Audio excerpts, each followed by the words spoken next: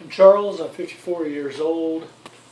I'm 6'1" when I'm fully assembled, weigh about 235 pounds. Today I'm going to show you another video about an easy way to carry stuff. This time I'm going to go backwards.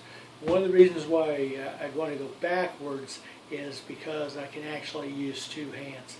Now I am a double amputee. I'm below the knee amputee on the right, above the knee on the left.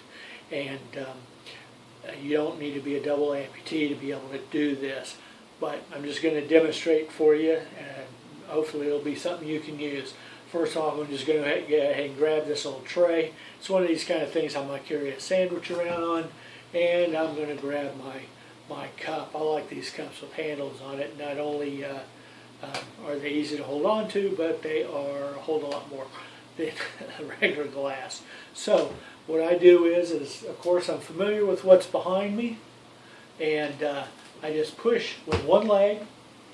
Doesn't have to be a prosthetic leg, but as you can see, I've just got one leg connected right now, and I can go around the turn. It's not a problem. I can come back, but as long as you know where the things are behind you, you might want to take a look every now and again.